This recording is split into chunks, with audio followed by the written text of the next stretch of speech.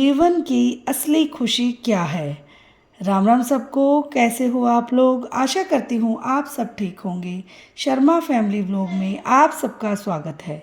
आज का दिन बहुत विशेष है क्योंकि आज हम किसी समस्या पर नहीं बल्कि जीवन की सबसे अनमोल पूंजी पर बात करने आए हैं, और वो है हमारी मुस्कान। ज़रा सोचिए, आखिरी बार आप खुलकर कब हंसे थे, जब बिना किसी मतलब के सिर्फ दिल की खुशी से आपके चेहरे पर मुस्कान आई थी। आज की इस भागदौड़ भरी जिंदगी में हम कमाना तो सीख गए लेकिन हंसना भूल गए। हम मकान बनाना सीख गए लेकिन उसमें खुलकर मुस्कुराना भूल गए। आज मैं आपसे कहने आई हूँ कि मुस्कुराना कोई चांस नहीं, यह हमारा हक है। ईश्वर ने केवल इंसानों को ही हंसने का वरदान दिया है, जानवरों को नहीं। तो सिर्फ इस वरदान को हम चिंता की तिजोरी में क्यों बंद करके रखते हैं। चिंता और चिंतन में फ़र्क। हमारे बुजुर्ग कह गए हैं, चिंता चिता समान होती है।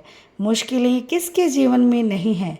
भगवान राम को वनवास मिला, भगवान कृष्ण का जन्म जेल में हुआ। चुनौतियां हर युग में थी और आज भी रहेंगी, लेकिन उन चुनौतियों का सामना रो कर नहीं बल्कि चेहरे पर एक बेबाक मुस्कान रखकर करना है। जब आप मुस्कुराते हैं तो आधी मुसीबतें वैसे ही अपना रास्ता बदल लेती हैं। मन को शांत और खुश रखने के व्यवहारिक उपाय। संतोष ही सबसे बड़ा धन है। मेरी प्यारी बहनों, हमारी आधी उदासी की वजह यह है कि जो हमारे पास है हम उसकी कद्र नहीं करते, और जो दूसरों के पास है उसे देखकर जलते रहते हैं। शहर का अमीर आदमी नींद की गोली खाकर भी सो नहीं पाता, और हमारे गांव का किसान दोपहर की कड़ी धूप में भी पेड़ की छांव तले चैन की बांसुरी बजा लेता है। खुश रहने का पहला नियम है संतोष, ग्रैटिट्यूड। सुबह उठते ही ईश्वर को धन्यवाद कीजिए कि आज हमें एक और खूबसूरत दिन देखने को मिला। जो अनाज थाली में है, जो परिवार साथ में है, उसका उत्सव मनाइए। तुलना करना बंद करें। आजकल लोग अपनी ज़िंदगी से उतने दुखी नहीं हैं जितने दूसरों की खुशी देखकर परेशान हैं। सोशल मीडिया और दिखावे की दुनिया में हमारी शांति छीन ली है। याद रखिए, आपकी तुलना सिर्फ आपसे है। आप जैसे भी हैं, इस ब्रह्मांड की सबसे अनोखी कृति है।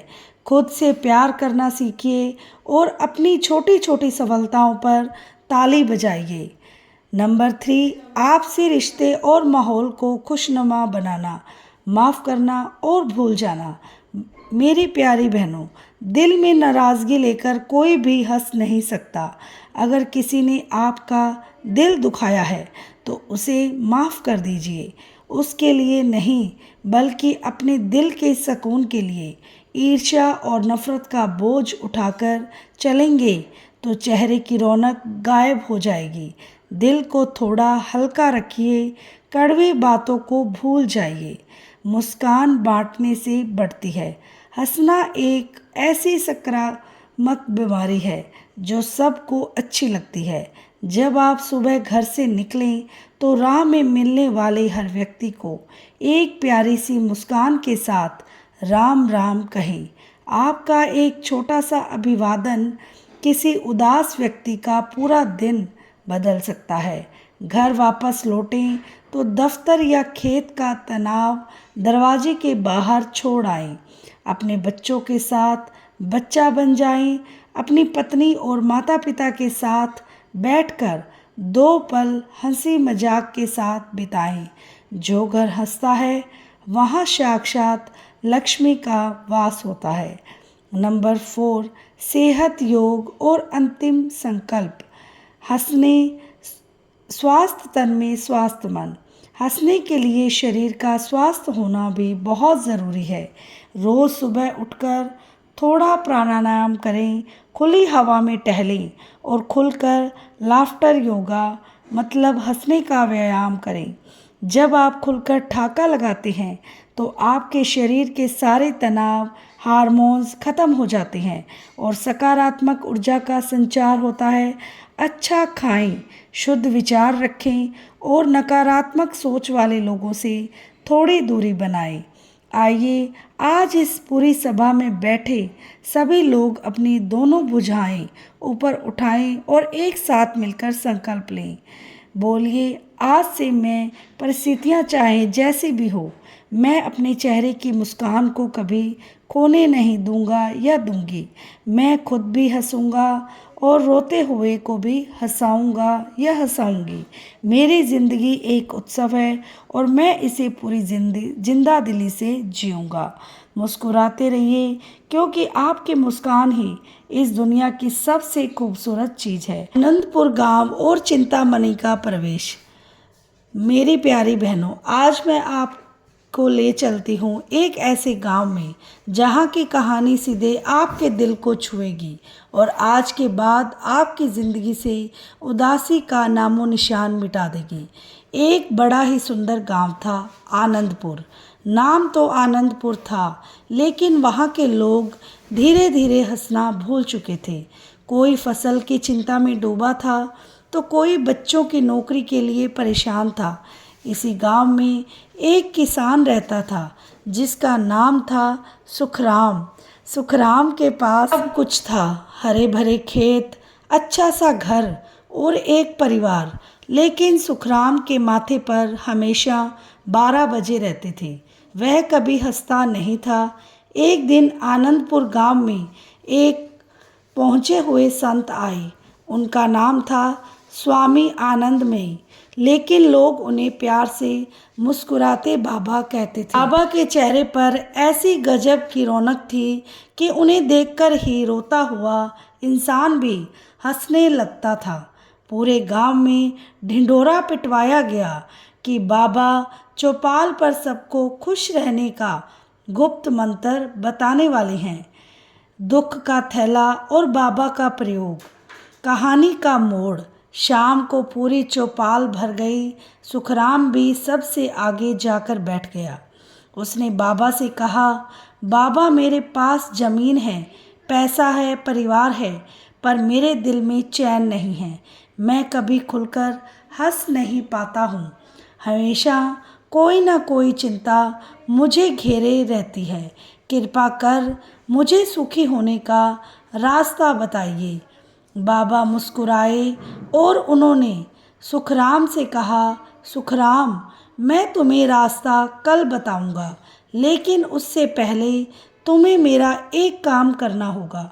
यह खाली बोरी लो और तुम्हारे जीवन में जितनी भी चिंताएं, शिकायतें और पुरानी कड़वी बातें हैं, उन्हें पत्थर पर इस बोरी में भर लो। उतने पत्थर इस बोरी में भर लो और इसे रात भर अपनी पीठ पर बांध कर सो जाओ।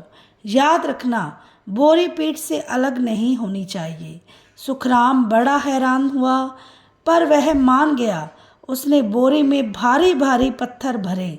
एक पत्थर फसल खराब होने के डर का, एक पत्थर पड़ोसी से झगड़े का, एक पत्थर बच्चों के भविष्य की चिंता का। बोरी भारी हो गई। सुखराम रात भर ठीक से सो नहीं पाया। करवट बदलता तो पत्थर चुभते, सीधा सोता तो वजन दबाता।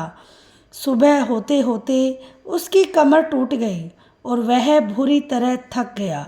असली ज्ञान और मुस्कान की जीत, सीख और समाधान। सुबह सुखराम मरियल कदमों से बाबा के पास पहुंचा। बाबा ने पूछा, कहो सुखाराम, कैसे रही रात?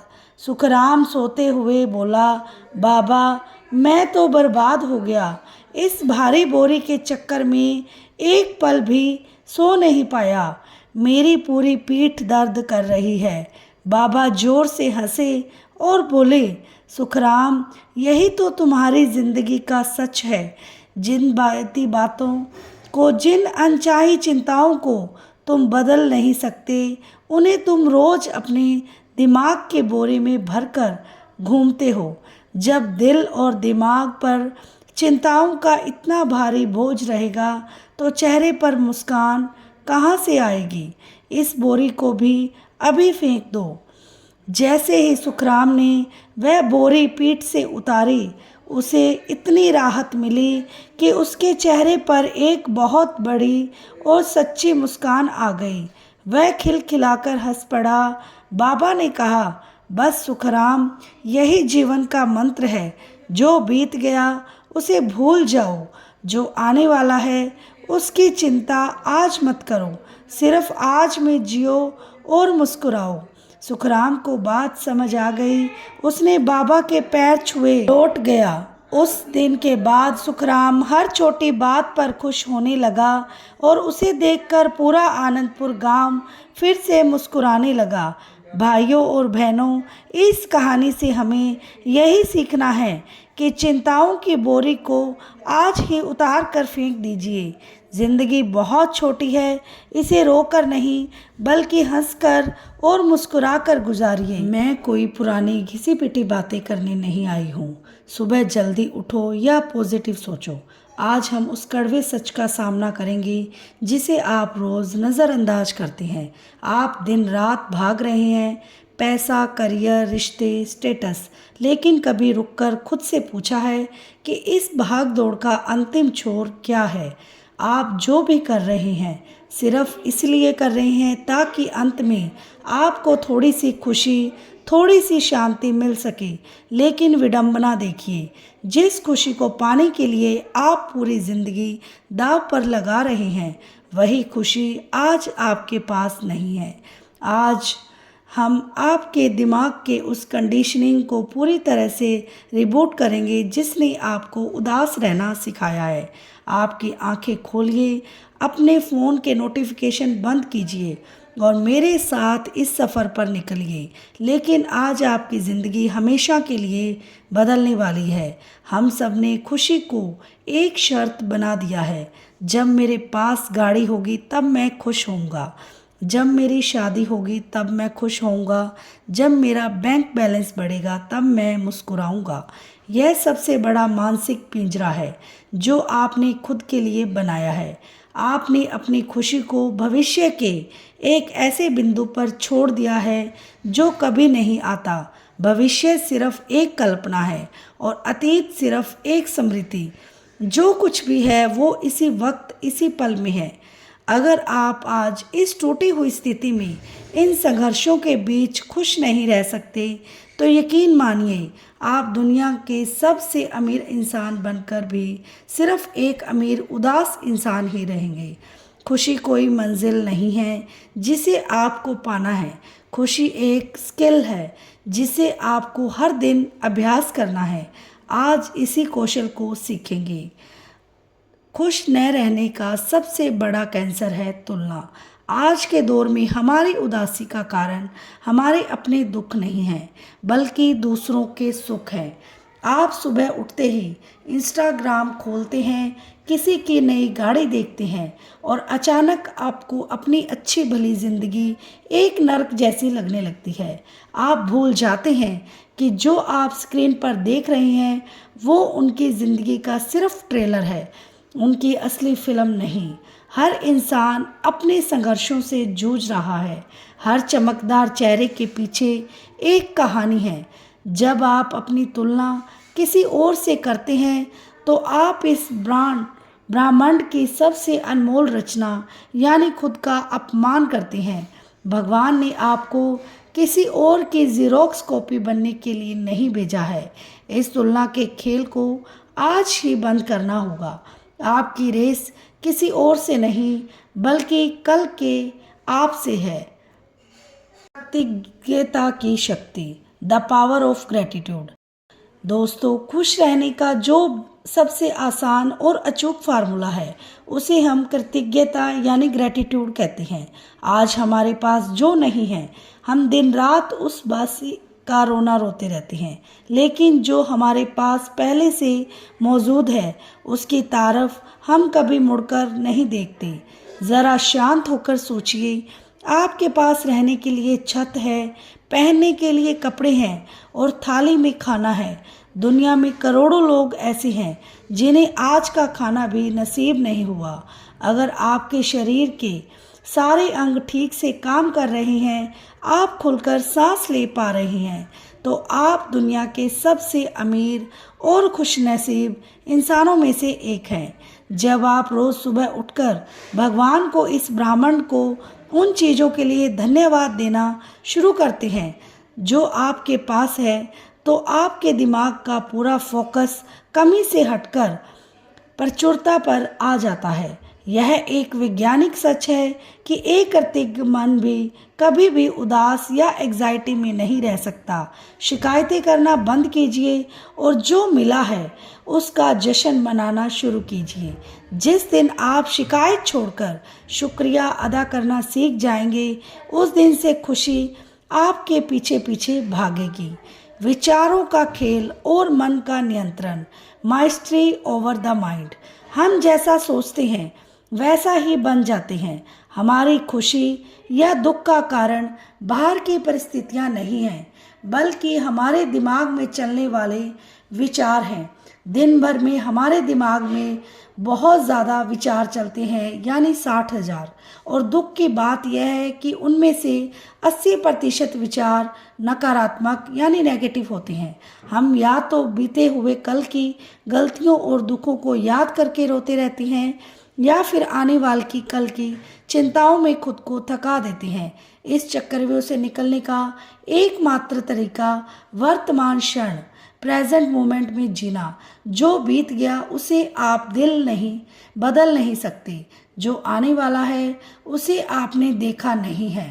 तो इसीलिए आप अपने मन के मालिक बनिए, उसके गुलाम नहीं। जब भी कोई नेगेटिव विचार आए तो सजग हो जाइए। खुद से कहिए, यह विचार एक बादल की तरह है जो आएगा और चला जाएगा। मैं यह विचार नहीं हूँ। प्राणायाम, ध्यान और गहरी सांसें आपके मन को शांत रखने में बड़ी भूमिका निभाती हैं। राधे राधे।